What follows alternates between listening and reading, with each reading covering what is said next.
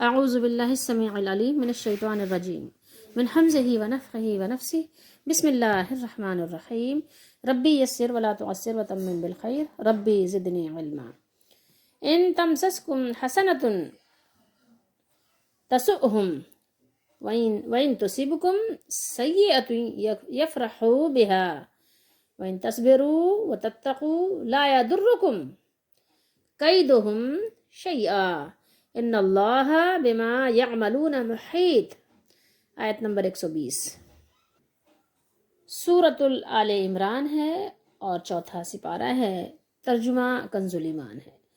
تمہیں کوئی بھلائی پہنچے تو انہیں برا لگے اور تم کو برائی پہنچے تو اس پر خوش ہوں۔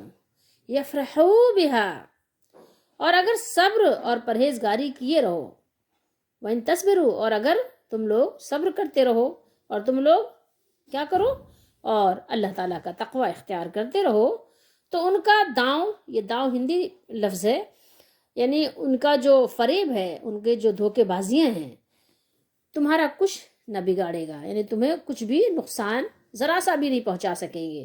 یعنی وہ جو کچھ بھی فریب کریں گے اس سے تمہیں کچھ بھی نقصان نہیں پہنچے گا۔ بے شک ان کے سب کام، یہ خدا ہے ترجمہ، تو ہم یہاں خدا کا ترجمہ اللہ کریں گے۔ سب کام اللہ کے گھیرے میں ہے، سب کام اللہ کے علم کے احاطے میں ہے، اس کو سب معلوم ہے کہ وہ کیا کر رہے ہیں، ان کے کیا اعمال ہیں، کیا عمل ہیں، اللہ تعالیٰ کے علم کے احاطے میں ہیں، اس سے باہر نہیں ہیں۔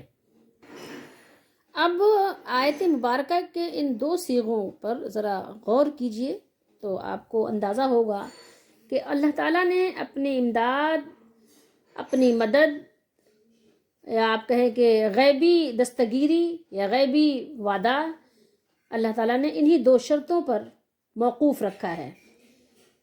دو شرطیں کیا ہیں؟ یہ اللہ تعالیٰ نے یہاں بیان کر دیا ہے۔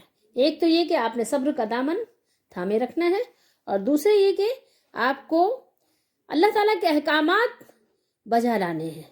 جس چیز سے اللہ تعالیٰ نے منع کیا ہے اس سے رکے رہنا ہے، اور جس چیز کا اللہ تعالیٰ نے حکم دیا ہے اس کو بحسن خوبی پائے تکمیل تک پہنچا دینے کی کوشش کرنا ہے۔ اللہ کے ہر حکم پر سنت پر نگاہ رکھنی ہے کہ سنت طریقہ کیا ہے اس کی ادائیگی کا۔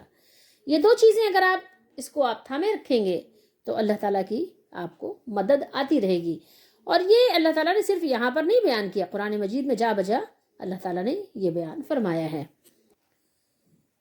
تو مسلمانوں کی فلاح اور کامیابی، مسلمانوں کی عزت اور ان کی نصرت اور مسلمانوں کے عروج کا راز کیا ہے؟ اللہ تعالیٰ نے کیا بیان کیا؟ اللہ تعالیٰ نے فرمایا کہ تمہاری فلاح اور کامیابی صبر و تقوی کے ساتھ وابستہ ہے، ٹھیک ہے؟ اس لیے صبر و تقوی کا دامن تھامے رکھو۔ اور اسی سورہ مبارکہ کے آخری اللہ تعالیٰ نے جو اس کا اختتام فرمایا، کسی بھی دیکھیں سورت کا، آپ جیسے آپ اخبار بھی اٹھاتے ہیں تو آپ نے دیکھا ہوگا کبھی کہ پہلے آپ اس کی سرخیاں دیکھتے ہیں، ہیڈ لائنز، ٹھیک ہے؟ خبروں میں بھی جب آپ خبریں سنتے ہیں تو پہلے کیا ہوتا ہے؟ ہیڈ لائنز ہوتی ہیں، ٹھیک ہے؟ اسی طریقے سے اخباروں میں پہلے آپ اس کی سرخیاں دیکھتے ہیں کہ کیا ہے، پھر اس کے بعد کیا ہے؟ اس کا اینڈ دیکھتے ہیں، کیا ہے؟ اختتام، خلاصہ، ٹھیک ہے؟ تو یہ دو چیزیں بڑی اہم ہوتی ہیں۔ تو اس سورہ مبارکہ کے آخر میں بھی اللہ تعالیٰ نے کیا فرمایا؟ یا ایھا الذین آمنوا اصبروا وصابروا ورابطوا واتقوا اللہ لعلکم تفلحون۔ اس میں بھی اللہ تعالیٰ نے کیا فرمایا؟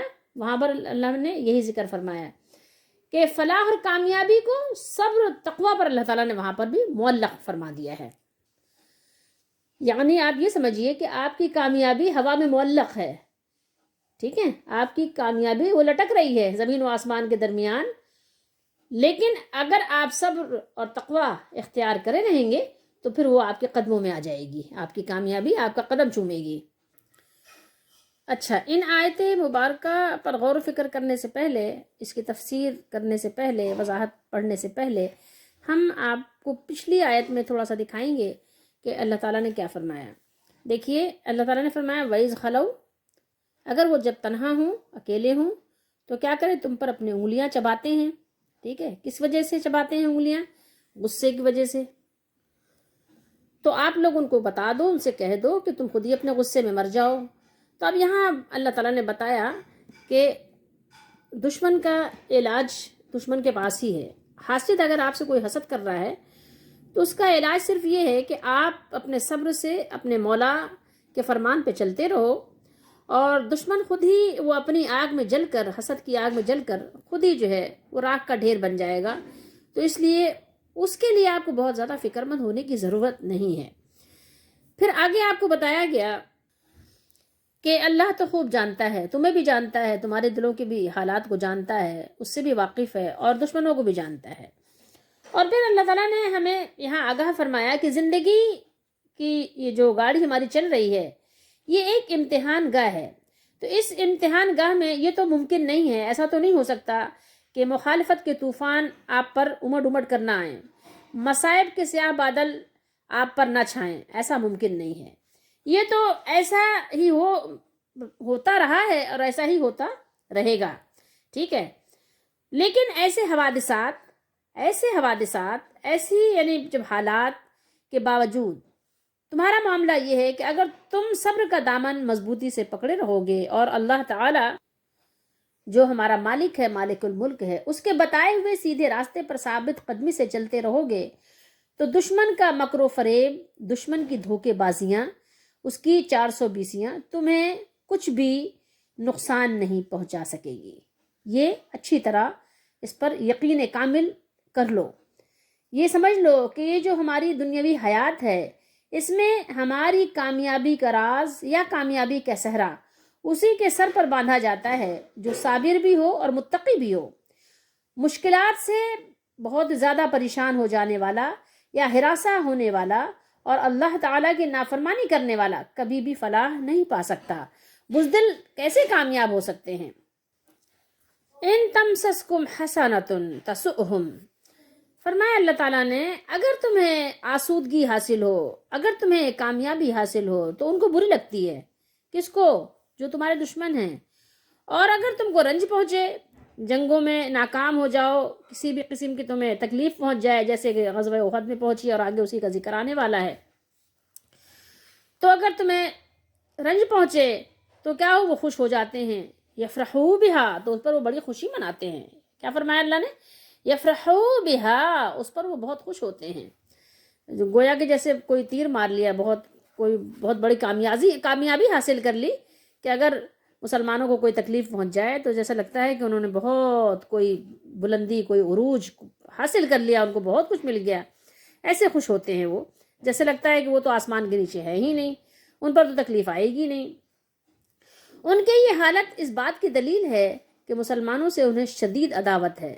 یہ ان کی دشمنی کا یعنی ایک اظہار ہے، ایک علامت ہے کہ مسلمانوں کو جب خوشحالی، فتح، نصرت اور تائید و حمایت حاصل ہوتی ہے، ان کی تعداد میں اضافہ ہوتا ہے، مسلمانوں کی تعداد بڑھ جاتی ہے، اور ان کے انصار، جس کو ہم مددگار کہتے ہیں، انصار مددگار بھی زیادہ ہو جاتے ہیں، تو یہ بات منافقوں کو بری لگتی ہے. اور اگر مسلمانوں کو قحط، خشک سالی کا سامنا کرنا پڑے یا اللہ تعالیٰ کی کسی حکمت و مصلحت کی وجہ سے ان کے دشمنوں کو غلبہ حاصل ہو جائے، جیسے کہ احد کے دن ہوا تھا، تو اس سے کیا ہوتا ہے؟ منافق بہت خوش ہوتے ہیں. کیا کہا تھا منافقوں نے کہ دیکھو ہم نے کہا تھا نا کہ مت جاؤ، اگر نہ جاتے تو نہ مرتے. پھر اس پر بھی اللہ تعالیٰ نے خوب ان کو زبردست قسم سے ان کو جو ہے آگاہ فرمایا، سمجھایا بھی، تنبیہ بھی کی اور ڈرایا بھی.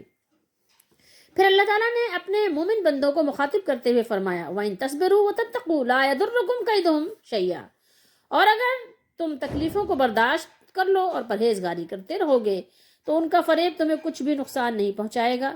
اگر جب تم پر آ کر ہنسیں گے کہ دیکھو یہ تمہارے مسلمان ہونے کی ساری نحوست ہے کہ تم جو ہے پریشان حال ہو، ٹھیک ہے، ایسے مطلب پھٹے کپڑے، پھٹے لباس پہنے ہوئے ہو، لیکن تم صبر کرو گے کہ نہیں یہ تو کچھ بھی نہیں ہے، ہم تو انبیاء علیہ السلام کے طریقے پہ چل رہے ہیں، تو ہمیں تو دین کے لیے کچھ نہ کچھ کرنا ہے، تو ظاہر لازمی بات ہے دنیا کا نقصان ہوگا، تو اس سے ہمیں کچھ بھی فرق نہیں پڑتا. اگر آپ اس پہ ڈٹے رہو گے تو کیا ہوگا؟ تو اللہ تعالیٰ اپنے مومن بندوں کی رہنمائی فرمائے گا. اور وہ فرماتا ہے اور فرما رہا ہے کہ شریروں کے شر اور فاجروں اور فاسقوں کے مکر و فریب سے اللہ تعالیٰ بچائے گا، اور محفوظ رہنے کے لیے صبر اور تقوی کو اختیار کرتے رہو تم. یعنی ان سب چیزوں کو خاطر میں مت لاؤ اور اس مالک پر، اللہ تعالیٰ کی ذات گرامی پر پورا بھروسہ کرو، توکل کرو، جو تمہارے دشمنوں کو کیا کیے ہوئے ہے؟ گھیرے ہوئے ہے، دشمنوں کا احاطہ کیے ہوئے ہے۔ اور مومنوں کو بھی اللہ تعالیٰ کی حفاظت کے بغیر اس کی نافرمانی سے بچنے کی قدرت نہیں ہے۔ کیسے بچیں گے؟ اپنے ارادے سے۔ ہمیں ثواب کیوں ملے گا؟ کہ ہم نے ارادہ کیا کہ ہم نہیں کریں گے برائی، تو ہم نے جو کہ ارادہ کیا ہے تو اس لیے ہمیں اس کا ثواب ملے گا، ورنہ بچیں گے تو اللہ کی رحمت سے۔ لیکن چونکہ ہم نے ارادہ کیا تھا، اپنی پوری کوشش لگا دی تھی اس پر، اس لیے اس کا اللہ تعالیٰ نے ہمیں اختیار دیا ہے نا۔ دو چیزوں کا اختیار ہمارے پاس ہے، ایک یہ کہ اپنی کوشش سے اپنے مالک کو پہچانو، ٹھیک ہے، اور اس پر ایمان لاؤ، اور دوسرے یہ کہ اپنی کوشش سے جتنی تمہاری اللہ تعالیٰ نے طاقت دی ہے اپنی بساط بھر کیا کرو؟ نیک عمل کی کوشش کرو، پھر اللہ کی طرف سے مدد آئے گی۔ لا حول ولا قوت الا باللہ العلی العظیم کا ترجمہ پڑھیے۔ تو ہمارے پاس کوئی طاقت اور کوئی قدرت تو ہے نہیں، اور نہ انہیں اللہ تعالیٰ کی مدد و توفیق کے بغیر کافروں کو اس کی اطاعت کی طاقت حاصل ہے، ٹھیک ہے، ان کو بھی نہیں ہے۔ لیکن ہاں، اگر اپنے ارادے سے وہ اللہ کا بندہ بننا پسند کریں گے تو اللہ تعالیٰ کی مدد ان کے لیے بھی ہے۔ یہ نہیں کہ ان کے لیے اللہ کا دروازہ بند ہے، اللہ کا دروازہ کسی کے لیے بند نہیں ہے، سب کے لیے کھلا ہوا ہے، لیکن کوشش اور ارادہ آپ نے کرنا ہے۔ لیکن بات یہی ہے کہ اللہ ہی جو چاہتا ہے تو وہ ہو جاتا ہے، اور وہ جو نہیں چاہتا وہ ہرگز نہیں ہو سکتا، یہ آپ کو ہمیشہ پیش نظر رکھنا چاہیے۔ اللہ تعالیٰ کی تقدیر و مشیت کے بغیر کوئی چیز قطعاً وجود میں نہیں آ سکتی، ٹھیک ہے۔ تو اللہ اگر جبر کرے، جبرن، جیسے پتھر ہے تو پتھر کو پتھر بنا دیا، اپنی جگہ جامد و ساکت ایک جگہ پڑا ہوا ہے، تو اللہ تعالیٰ نے آپ کو ایسا نہیں بنایا، ٹھیک ہے۔ اللہ نے آپ کو کچھ نہ کچھ اختیار دیا ہے، اس لیے آپ کی پکڑ ہے۔ اگر اللہ جبرن چاہے تو آپ کو مومن کے سوا کوئی چارہ ہی نہیں رہے گا، آپ کو مومن بننا ہی پڑے گا، ٹھیک ہے، آپ کو مسلمان بننا ہی پڑے گا۔ لیکن اللہ تعالیٰ نے جبرن نہیں بنایا۔ اگر جبرن وہ چاہتا تو آپ پھر مسلمان کے علاوہ کچھ بن ہی نہیں سکتے تھے۔ اگر وہ جبرن چاہتا تو سب کو ایک ہی قوم بنا دیتا، لیکن اس نے جبر نہیں کیا، اس نے آپ کو اختیار دے کر آپ کے اوپر چھوڑ دیا، آپشن آپ کا ہے، ٹھیک ہے۔ ایک بات اور بھی یاد رکھنی چاہیے کہ جو بھی اللہ کا بندہ اللہ پر بھروسہ کرتا ہے تو کیا ہے؟ تو اللہ کی ذات اس کے لیے کافی ہے۔ وَمَن يَتَوَكَّلْ عَلَى اللَّهِ فَهُوَ حَسْبُهُ، ٹھیک ہے، جو اس ذات گرامی پر توکل کرے وہ اس کے لیے کافی ہے، ٹھیک ہے۔ اس کے علاوہ پھر مومنوں کے لیے ایک چیز تو ہے کہ ان کو دنیا میں آزمائش کی چکی میں ڈالا تو جاتا ہے، تو وہ بھی ایک ان کی امتحان ہے، امتحان گاہ تو ہے ہی دنیا، تو ان کو امتحان ان سے لیا جاتا ہے، ٹیسٹ ان کا ہوتا رہتا ہے، پھر وہ دیکھا جاتا ہے کہ وہ کس درجے کے ہیں۔ اچھا خیر، ہم آپ کو بتاتے ہیں کہ ذرا ایک چیز پر غور کرتے چلیے، پھر دیکھیے کہ ہمارا حال کیا ہے۔ اپنے حال پر ذرا غور کرتے ہوئے چلیے کہ ہمارے حال و احوال اور ہمارے حالات فی الوقت فی زمانہ کیا ہے۔ دیکھیے، اللہ تعالیٰ نے ہمیں ایک طریقہ علاج بتایا، ٹھیک ہے۔ جب آپ کو بھی آپ کا ماہر طبیب، آپ کا ڈاکٹر جب آپ کو علاج تجویز کرتا ہے تو ظاہر ہے آپ بھی اس پر عمل کرتے ہیں، کیوں؟ اس لیے تاکہ آپ صحت یاب ہو جائیں۔ اپنی صحت کی حفاظت کے لیے آپ ڈاکٹرز کے جو ایڈوائس ہوتے ہیں آپ اس پر عمل کرتے ہیں، ٹھیک ہے۔ اب یہ تو ہمارے مالک اور خالق نے کچھ ہمیں ظاہر ہے اس کی طرف سے بھی کچھ فرامین آئے ہیں علاج کے، ہمارے کس چیز کے، اس سے ہمیں کیا فائدہ ہوگا؟ ہم مضبوط ہو جائیں گے، ٹھیک ہے۔ ہمیں مضبوط کرنے کے لیے، ہمیں طاقتور فولادی بنانے کے لیے اللہ تعالیٰ نے کچھ فارمولاز ہمیں دیے ہیں، ٹھیک ہے، ایڈوائزز اللہ تعالیٰ کی طرف سے ہمیں ملی ہیں۔ تو دیکھیے کہ ہم اس طریقے علاج پر عمل پیرا ہیں، نہیں ہیں۔ آپ خود فیصلہ آپ کے اختیار میں ہے نا، آپ خود فیصلہ کریں کہ آپ کی جو عدالتیں لگی ہیں وہ فیصلہ کریں، آپ کے اندر کی جو عدالت ہے وہ فیصلہ کرے کہ کیا آپ اس طریقے علاج پر جو ہے گامزن ہیں، یہ کیا اس طریقے علاج سے آپ متفق ہیں؟ نہیں ہے نا، ہے نہیں، جواب یہی آئے گا، نہیں ہے۔ آپ زبانی کہیں تو کہتے رہیں، وہ آپ کہہ سکتے ہیں، لیکن ہے نہیں، ٹھیک ہے۔ تو گویا آپ یہ سمجھیے کہ منافقین اور دیگر اعدائے اسلام اور مسلمین کی سازشوں سے بچنے کے لیے اللہ تعالیٰ نے ہمیں جو علاج دیا وہ دیا کہ صبر کرو اور تقوی، یہ نہایت ضروری یعنی ایک عمل اللہ تعالیٰ نے ہمیں تجویز فرمایا۔ اس صبر و تقوی کے ہمارے درمیان جو فقدان ہے، ٹھیک ہے ہی نہیں، جو کہیں نظر ہی نہیں آتا، اس کی وجہ سے معاملہ کیا ہو گیا؟ جو نان مسلمس تھے، غیر مسلموں کی جو سازشیں تھیں وہ خوب یعنی کامیاب ہو گئیں. یہ ہم نے ان کو کامیاب کیا ہے. یہ کامیابی جو ان کو ملی ہے اس کو کامیاب بنانے کے کون لوگ ذمہ دار ہیں؟ مسلمان ذمہ دار ہیں. ان کی سازشوں کو کامیاب بنایا ہے یہ مسلم حکمرانوں نے، اسمبلیز میں بیٹھے ہوئے لوگوں نے اور بڑے لوگوں نے، اور یہ جو اپنے آپ کو مسلمان کہتے ہیں ان لوگوں نے اس کو کامیاب بنا رکھا ہے. لوگ سمجھتے ہیں کہ کافروں کی یہ کامیابی، یہ تمام یہ جو ان کے وسائل ہیں، یہ جو مادی اسباب ہیں، اس کی فراوانی اور ان کے پاس جو سائنس اور ٹیکنالوجی ہے اس میں ان کی ترقی کا نتیجہ ہے. حالانکہ حقیقت اس کے خلاف ہے. حقیقت یہ نہیں ہے. ٹھیک ہے، حقیقت یہ ہے کہ مسلمانوں کی پستی، مسلمانوں کی ذلت، مسلمانوں کا زوال، اس کا اصل سبب یہی ہے کہ وہ اپنے دین پر استقامت سے خالی ہو چکے ہیں. استقامت تو دور کی بات ہے، دین پر عمل ہی نہیں کر رہے ہیں. عمل کریں گے تو استقامت اختیار کریں گے نا. ٹھیک ہے، دین پر عمل سے بھی وہ محروم ہیں، تقوی سے بہت دور ہیں. ٹھیک ہے، تقوی سے دور دور دور بہت دور ہو گئے ہیں. جو مسلمانوں کی کامیابی کا ایک راز تھا، ایک جو کلید تھی کس کی؟ اللہ تعالیٰ کی طرف سے مدد اور جو ہے اس کی تائید اور اس کی دستگیری. ٹھیک ہے، تو تائید الہی کے حصول کا جو ہمارے پاس ذریعہ تھا اس کو ہم نے کھو دیا، وہ ہم نے کسی اور کو دے دیا. اسی وجہ سے آج ہم کم ہمت ہو گئے، ناکام ہو گئے اور پست ہو گئے. یہ سارے اسباب ہیں جو آج ہمیں آپ دیکھ رہے ہیں کہ ہم ذلت کے گڑھے میں پڑے ہوئے ہیں. اس کی وجہ یہی ہے جو قرآن نے بیان کیا ہے، ہم اس کے خلاف کر رہے ہیں. ٹھیک ہے، اب آئیے ایک چیز اور بھی دیکھ لیتے ہیں کہ ہمارے اندر صبر کا کتنا فقدان ہے، تقوی کا کتنا فقدان ہے. ہم کہتے ہیں کہ ہماری دنیا کو کوئی نقصان نہیں ہونا چاہیے. آپ دیکھیں قرض لے لے کے ہم کیا کرتے ہیں؟ قرض لے لے کے ہم کھلونے آپ دیکھیں ایکسپورٹ کرتے ہیں. تصور کر سکتے ہیں آپ؟ سوچ سکتے ہیں وہ چیزیں جو غیر ضروری ہیں. ایک ضروری اشیاء تو ٹھیک ہے، لیکن غیر ضروری چیزیں کتنی چیزیں، میں نام ہی نہیں گنانا چاہتی آپ کو. ان کے نام لوں تو پتہ نہیں کتنی لمبی فہرست بنے گی، اس کی ضرورت ہی نہیں ہے.